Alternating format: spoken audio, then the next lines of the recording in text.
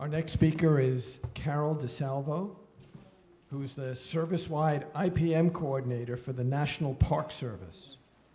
Ms. DiSalvo is responsible for overseeing the National Park Service IPM program, 4 key functions: policy, technical assistance, and IPM training, and pesticide proposal, review, and tracking. She serves as IPM liaison to other National Park Service programs and federal agencies on cooperative pest issues. She served as natural resource lead in the coordination of the 1994 nationwide hantavirus prevalence survey and coordinated the management of West Nile virus risk management efforts. Prior to serving as service-wide IPM coordinator, Ms. DiSalvo worked as coordinator at the regional level and was a plant protection and quarantine officer for the USDA. I must say that I have had conversations with Ms. DiSalvo because the National Park Service also takes care of the White House lawn. And hopefully her experience with organic care in the National Park Service, other places, will inspire the people who take care of the White House lawn to perhaps try a pilot study there. Thank you very much, and it's really an honor to be here. I want to thank you, Jerry, very much, and Jay Feldman and Chip Osborne for all the help you've given us in the National Park Service recently. I have learned so much the last day or so here, and by talking to several of you on the pesticide board, that I really do appreciate it on behalf of the National Park Service.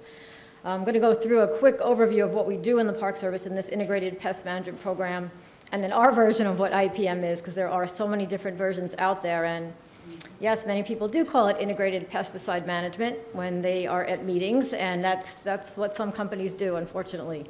After the overview, I have a little bit of slides that were from Chip's presentation to National Park Service, and I want to go over those real quick too. So it's going to be a quick slideshow. I have a lot of slides, and let's see, I think this is the right, yeah, this is the right one. Okay, let's see here. You have a clicker? Thanks. Perfect. The right side. Okay. Great. I'm not used to standing at a podium. I always move around. Anyway, okay. So I want to get everybody on the same page with our Organic Act. We're mandated by Congress through the Organic Act to preserve and protect and watch out for all our natural resources and our cultural resources. We call this a dual mission because we have the visitors coming to the national parks and our historic sites to use it, and while they're using it, things happen, things get damaged, things get trampled, but we still have to maintain it. We also have federal laws in Migratory Bird Treaty Act, Endangered Species Act, all these other National Environmental Policy Act, Historic Preservation Act. All these things have to come in place when we decide what type of action we're going to use to manage issues in our parks, pests and people. So, as FIFRA, Federal Insecticide, Fungicide, Rodenticide Act states, all federal agencies shall use this IPM approach in procurement and in actually managing your pests. And I'll tell you right now, the National Park Service started in 1970, late 70s with IPM, and at that point, we did have a control over who buys what products, but with everybody getting a credit card now, we have facility managers with credit cards, we have all different types of people purchasing things. We don't have a handle on that like we used to. We still have a handle, however, on who uses what pesticide. They have to be reviewed on a case-by-case basis. These are the other laws that we have to abide by in regulation. So the top one's FIFRA, I just mentioned. The middle one is our department policy, Department 517, it's our manual, which was put in place in '07. Before '07, it was the pesticide policy, and now at least we got the IPM language in there, so that was good. And that was a group effort with all our bureau IPM reps. Every bureau has a rep on the IPM committee. And then we have our National Park Service management policies, which is kind of our Bible. It says we shall implement an IPM program to reduce risks to the public park resources and the environment from pests and the related management strategy, because sometimes what we're proposing to do may be causing more risks than the pest itself. Okay, this is one of my favorite quotes from Tom Eisner, and my quote is at the top. There are no pests in the eyes of Mother Nature. They're only a pest because people are involved. So we have to remember that, and I put it up to get everyone on the same page, at least how I think about it. This is the definition from the National Park Service management policies, which is our Bible I mentioned. Pests are living organisms that interfere with the purpose or management objective of that specific site in a park, or that may jeopardize health or safety.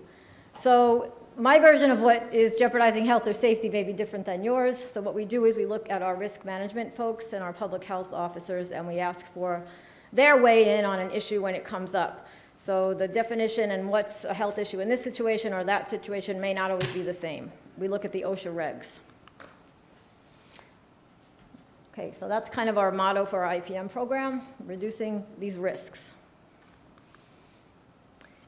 In the National Park Service, this is the definition we use as an integrated pest management definition, and it works for us. IPM is a decision-making process. It coordinates knowledge of the pest biology, the environment, all the physical things, and available technology, and we come up with some sort of level of threshold, action threshold. How much damage can we tolerate before we lose the resource, or before we get damage that we can't recover? So we have to have thresholds established. It also needs to be cost effective, and we try to reduce risks again, people, resources, and the environment. I realize there's a lot of words up here on the slide, but we have this thing called the 11-step IPM process. I've been in this line of work 30 years, and I am a biologist. I am not a toxicologist. I wish I had gone to school for toxicology because I rely on so many experts, such as Chip, Jerry, other people in different agencies, USGS. We even have chemical companies that are actually honest with us, not giving us the sales pitch. We do have some technical reps we rely on, and in academia. But we came up with this 11-step process with Fish and Wildlife Service, and it actually really does work. Every time we have a pest issue, we run this through our head. Sometimes it takes longer than, it could take months, or sometimes it's a split-second decision on what you need to know what you have to do. But again, it's site by site, case by case. We try to address the problem, not the symptom. We have to address the symptom too, but we're not trying to put Band-Aids on issues. A little bit of history. Prior to 1979, National Park Service managed pests just like everybody else did, pretty much on a calendar basis, conventional pest management. We were in the spray and pray mode. We did it by the calendar. We were being preventative on everything just in case we might have an issue. Then we started seeing all sorts of resistance. Rachel Carson's message finally got out to the public. We stopped doing this conventional strategy. I graduated from college, I got my job with the National Park Service, and I got in on the very beginning of IPM, which was lucky for me, and I've been in it since, so I've seen what's happened in the National Park Service. In the early years when we first started the program, we had a lot of support and we had a lot of money. That's changed over the years with different projects and different priorities. But back then we saw the DDT, we saw, Silent Spring was really out there, and we had lots of activity and lots of support. So we started asking ourselves, what are we doing to the resource, to the environment, and to our own health? We aren't doing very well. So in '79, President Carter put out the presidential memorandum, and that's what got everybody on the bandwagon for doing integrated pest management. We were legally, federally obligated to do that now. We stopped the spraying, we had training, we trained our field staff, we started getting all sorts of IPM tools in place, looking at alternatives. Where's my words here? Okay. Seems like I have a double slide, sorry. I think some of you may know Bill Curry. He was with the EPA at the time. He was our initiator for IPM through the Biointegral Research Center out in California with Sheila Dar and the Olkowskis. They started us off on the right foot, and we started changing our management policies, our guidelines. We had training in place. We had a pilot project in the nation's capital in Washington, D.C. We created all sorts of technical representative videos and key pest packages to help people move this whole process along. And in '07, we had some training modules put together with other universities. Right now, it's right out of University of Minnesota. So some of our accomplishments, we have improved the health. We're avoiding that Band-Aid management for the most part. We do have a PUPS database, which is pesticide use proposals. Like I mentioned earlier, whenever somebody wants to use a pesticide in a park, each park has an IPM coordinator. That person is the go-to person. And that request gets channeled up to the regional office, and the regional coordinator, which are my counterparts, review that project on a case-by-case basis, and we have to track it. Legally, we're required to track that through the Federal Records Act. So we have a database right now from 1999 till the present. And finally, after 8 years, we're getting ready to update it and to incorporate the ability to track better, and biological control agents that may be released as tools will also be included in that. So, different types of things that we do. We did decrease pesticide use in the beginning by 80%, case by case, as I mentioned. We have different types of pest management situations, from landscapes to structures to recreational uses, special events. We have this thing called the IPM umbrella, and that means we have to partner with all these different folks. These are our customers. The National Park Service has different programs, and these are each of them that we work with. In all divisions, natural resources, managing invasive plants, turf areas, developed zones, cultural resources. This is Casa Grande in Arizona. Has anybody been there? I'm sure some of you have been to Casa Grande. The first time I was there, I wondered, what is that gigantic awning above this historic ruin, and why is it there? Because it looks terrible. But then I found out the reason I was called out there is the pigeons that are on top and living in that structure. But if you didn't have the structure, you wouldn't have this building anymore. It would have washed away by the rain that they would have. We also have all sorts of other critters living there. We have ground squirrels, and the ground squirrels will dig up turquoise jewelry from the Native American folks that live there. So we have different types of issues going on. And again, that's when these other laws come in, like National Historic Preservation Act. Other kind of different ones we've got, Stiltsville. This is an interesting one in Biscayne Bay. When structures become over 50 years old, they get onto the historic register. Personally, this one should probably go into the river or to the water with a hurricane, because trying to manage drywood termites on this is not easy. We don't have many options on that. Biological threats from our native critters, carpenter ants affecting totem poles in Sitka, Alaska. All native critters are protected in National Park Service, as are plants. But if you have a critter damaging a totem pole, even if it's native or not, the site objective for that park is to protect those totem poles, so we will manage the carpenter ants on there. We've used borons for that, borates. Other big issues are the public health issues. When folks come to the field to visit or to the parks to visit our areas in lodging or to just hike around, we have to watch out for public diseases, vector-borne diseases.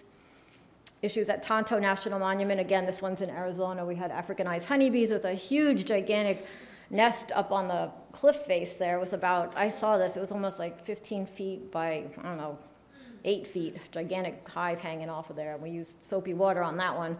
But the deal was we looked at the site, again, individual site objective. We had a lot of elderly people coming to this site by bus loads. Africanized honeybees can chase you if they're irritated at times, depends on what's happening. But we couldn't risk having elderly people trying to run off this very jagged, zigzaggy type walkway if bees were running after them. National Mall, I worked on the mall for 9 years. It's near and dear to my heart. These are our American elms, and you have a zillion people camping out here for the 4th of July, so how could you possibly have air and water getting to those turf roots when it's compacted?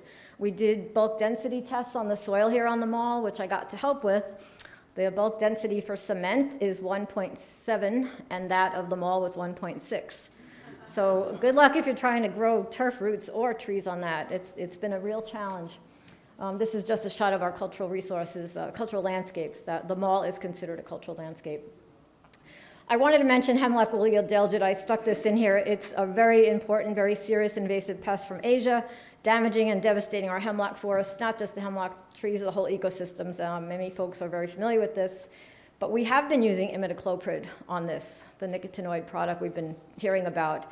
And now that we know these problems with it, we are discussing what do we do now. In the past, we used to treat with foliar application. Then the companies came out with the Cortec, which is a little, almost like a little bullet type thing. And you can backpack it into areas where you couldn't haul in liquid spray in the past, thinking we're doing the right thing by putting these Cortecs in the ground, and the tree takes it up and protects our hemlock forests. So we have to weigh the risk. Are we going to worry? How do you weigh the risk if you're trying to protect the hemlock forest and then the pollinators? And I'm on the pollinator protection campaign, so it's something we really, really are looking at. Our hemlock forests are very, very critical ecosystems. Asian longhorn beetle, which I know some of you are very, very familiar with up here, one of my favorite pests because it's so charismatic. As far as pests go, it's a beautiful insect. Amazing. I mean, one day you've got street trees, the next day your community is completely naked and there's no trees whatsoever. You can't really manage this pest besides taking it down in early detection, rapid response. So that's another serious one. Just a couple of shots for the Northeast. People may be familiar with Assateague Island. That's in our Northeast region. We have mosquito issues there with eastern equine encephalitis. That's one of the few sites where we do work with the county to manage mosquitoes. We have to have a vector-borne disease that's monitored quantitatively, science-based, to show if we are or are not going to do any type of pesticide application. And of course, we do education for that. Biscayne Bay, that's the termites I mentioned earlier. Interesting one at Golden Gate. We have people who come to Alcatraz Island. It's a real cool place to go to, but you better wear a hat when you get there because your head will be covered with bird poop if you don't have a hat on as soon as you get off the boat. But we also have an interesting issue with flies that have become a real nuisance there. And we don't usually manage a nuisance in the Park Service. It's kind of, you're going to the site, you kind of have to be prepared to deal with what's ever there. We found out these were not flies living in carcasses of seagulls like was thought. Dr. Kimsey came out from California and found out that they're actually a kelp fly living in the dead and dying kelp that's accumulating. We also have these oddball things. As pest managers, we get called on these really strange things, and my buddy Bruce Badzik in Golden Gate, he gets called to get sea lions off the police cars. Okay. So anyway, I want to just do a couple of clips here and a tribute to Chip for all your help and Jay in the parks. We have a pilot project that's going on right now with Beyond Pesticides. Jay had contacted our Park Service director, John Jarvis, in 2009 in the summer, asking, how's the IPM program going? What's going on with your pesticide use? And eventually the meeting came down to me because the director couldn't make it. So finally, 8 levels down, it comes to me. And I get to meet with Jay and Chip and the pesticide board, which was wonderful. And we talked about how they could help us to maybe reduce our pesticide use and get better technical information to the field. So we ended up having a general agreement in place with 3 park superintendents: Little Rocks High School in Arkansas, Fort Scott in Fort Scott, Kansas, and then Herbert Hoover in Iowa. I had never been to any of these sites before. I've been to several parts of the country, but the Midwest region never really called me for assistance in the past. So I got to sit in the back seat of the rental car for the whole week. Jay and Chip drove all over the place, and I got a really good education. I think I filled up an entire record book listening to Chip's technical information. So now we are trying to move forward with this. We have Chip's been out and Jay to the parks once or twice now. Twice at Beyond Pesticides, fee. They've paid for them to come out. And we have several great folks in the field that are now implementing these strategy that Chip's told us to get away from the bag, box, or bottle and depend on sustainable, healthy turf and healthy soil.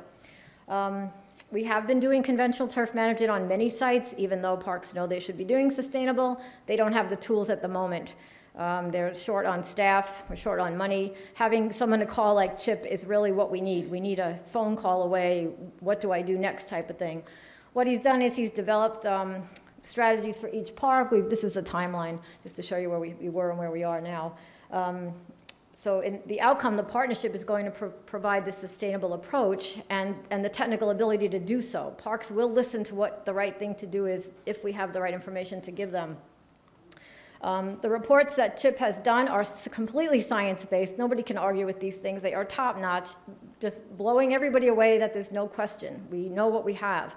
He's got them doing the soil nutrient studies, structural studies on the soil, and also the biota, what's in the soil. We haven't done that before with our soils on turf. We have not looked at what critters we have and what critters we should have, and that's made a really big difference.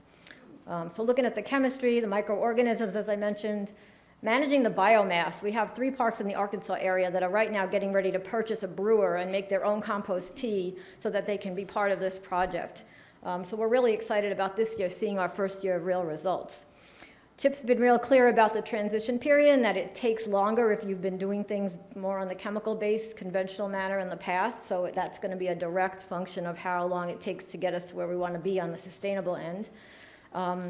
I've been on some of the conference calls with him with some of our maintenance staff that were not exactly bought into this, and it's in probably, I guess, by maybe the 10th minute that you're on the phone call, you see them turning around, and it's been very, very interesting to see that. It's a whole change of human behavior, and it's a whole change of a mindset, as you folks know. We've talked about the fertility and how we can get that on through the compost teas.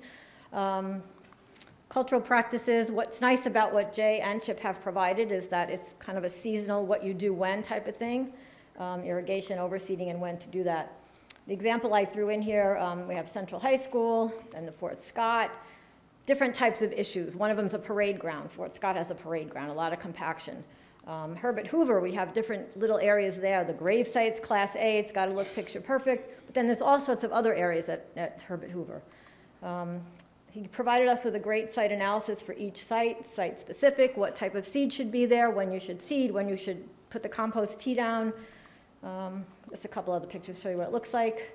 This is, we had each park provide a history. Our IPM coordinator, John Soul, in the Midwest Regional Office in Nebraska, had provided these reports from the park to give to Chip before he came out, so he knew the history before he got started. And these are just the recommendations. I'm giving you an example of the type of report he's provided for us, which is priceless, in my opinion, and everybody agrees. I realize you can't see this up close, but the yellow I highlighted is what we've shown in a presentation I just gave to our head of maintenance, the facility management program in the National Park Service. It took me over 6 months to get an appointment with this gentleman. Got the appointment. We have the cultural landscape folks on board, natural resource folks on board, and the facilities management folks on board at the main office. We've showed them, you know, what kind of amoeba, what type of amoeba, and how many do you have in your soil, and how many should you have. So CHIP's provided us what we should have, what we have now, where our goals are, and what we want to do to get there. These are the other type of tests that I mentioned.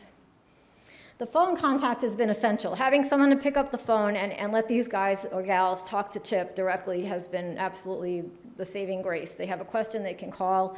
So thank you. The bottom line, and Chip doesn't even know this yet, so this is a great ending note, I think. We're trying to build capacity in the national parks to have mini Chips around where you can go call people for assistance. But the idea is to have a training. Charlie Pepper is the head of our Frederick Law Olmsted Center for Landscape Preservation. He's got some funding to try to get a training started, which will be based on what Chip has told these 3 parks. We're going to get it started in 2012 with the agenda at least laid out. And the plan is to have 8 to 10 people from across the service, hand-selected, to go through this class, and then they will become these experts. But I'm a little worried about that because you have to have the experience that Chip has in order to be able to convey that information. So we'll have to see how this pans out, but we are trying to do that. So it's going to actually happen, so I'm really, really excited about it. So here's our plan, the 2012 develop training. We do have the buy-in of these other key players in the National Park Service. We have a Greening of the Parks program that's getting pushed. We have a One Health program, which is exactly what you folks are talking about. The environment affects your personal health. To wrap up, this is what we try to do. We try to address problems as well as symptoms, risk reduction strategies. It's always got to be science-based and it's case by case. That's our 11-step process again. It's also online on our website. And thank you very much again for inviting me. Thanks. Thank you very much.